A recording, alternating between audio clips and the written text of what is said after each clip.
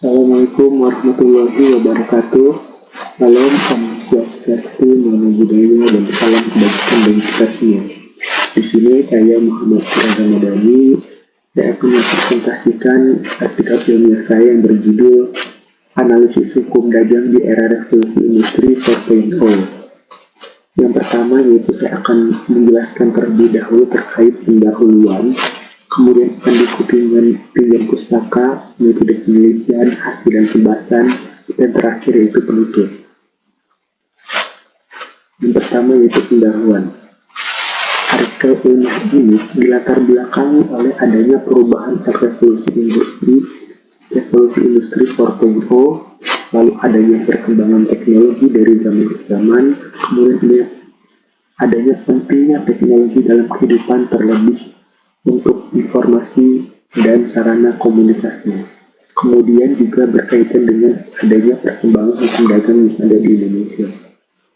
Lanjut yaitu, dari latar belakang tersebut, artikel ilmiah ini memiliki rumusan masalah, yaitu yang pertama, bagaimana perkembangan hukum dagang Indonesia di era revolusi industri 4.0. Yang kedua yaitu bagaimana dampak dari hukum dagang terhadap revolusi industri 4.0.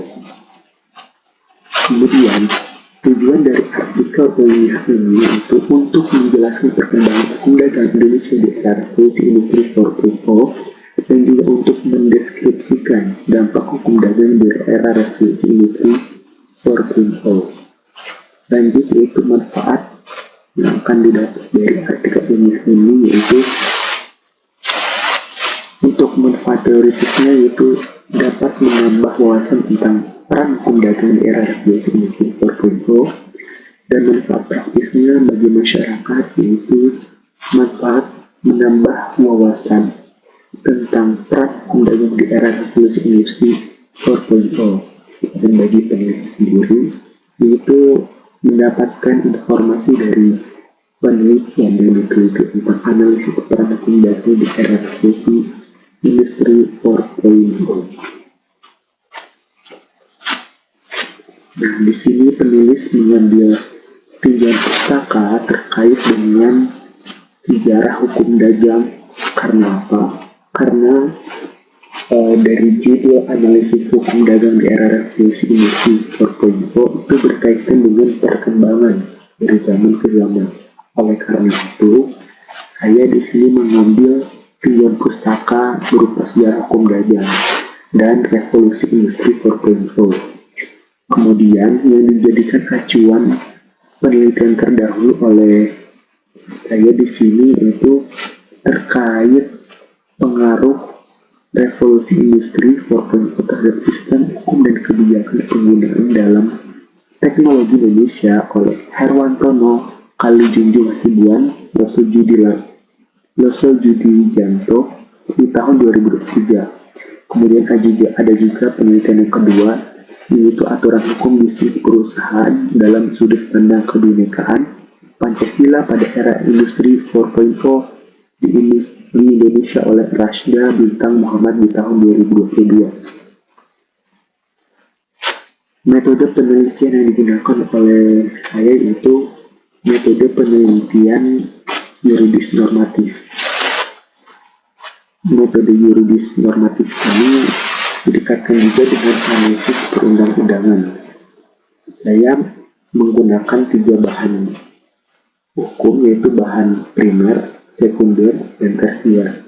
Primernya yaitu perundang-undangan itu sendiri, sekundernya yaitu bahan hukum lain seperti website ataupun berita-berita lain yang ada di situs resmi. Kemudian bahan hukum tersier itu sendiri dari kebahasaan hukum seperti itu. Kemudian teknik penelusuran bahan hukum yang digunakan yaitu menggunakan studi pustaka dan dokumentasi dengan bahan hukum yang diperoleh dari Pusat Dokumentasi dan Informasi Hukum atau PDIH FH Universitas Barujaya. Lanjut yaitu terkait hasil dan pembahasan. Hasil dan pembahasan di sini yaitu pertama akan membahas terkait perkembangan hukum dagang Indonesia di era revolusi industri 4.0. Yang menjadi poinnya di sini yaitu istilah hukum dagang dan hukum perniagaan yang memiliki cakupan yang cukup tradisional. Kemudian istilah hukum bisnis ini lebih modern daripada istilah hukum dagang karena lebih relevan dari penggunaannya di zaman sekarang. Lanjut ke pembahasan yang kedua yaitu terkait dampak hukum dagang di era revolusi industri 4.0. Di sini yang sudah menjadi poin penting dari pembahasannya itu adanya digitalisasi di era revolusi industri 4.0 yang dimana hukum dagang ini atau yang dapat relevan dinamakannya itu hukum bisnis mengubah cara transaksi bisnis. Yang kedua, adanya beragam metode transfer uang secara digital. Yang ketiga, adanya digitalisasi dalam e-commerce. E-commerce ini dapat dinamakan dengan pasar online seperti semakin seperti itu.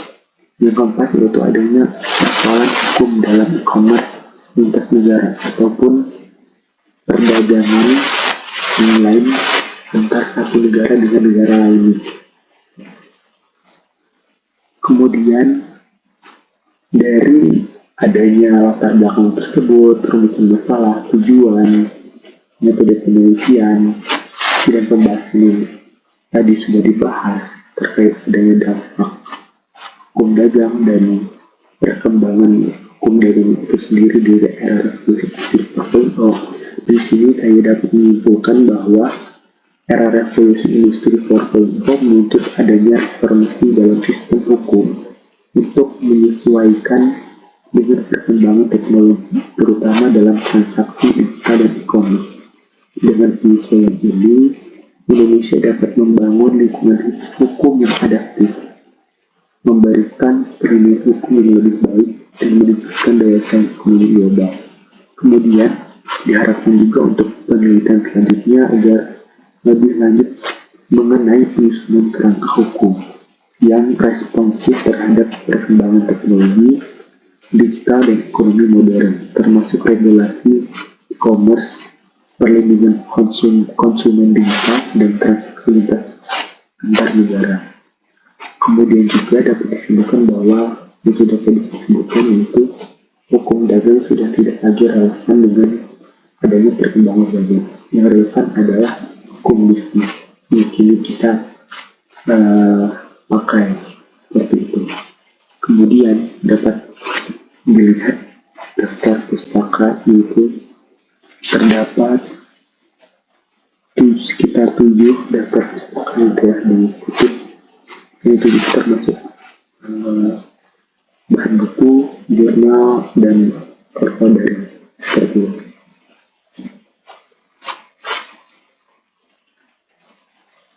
Oke, itu saja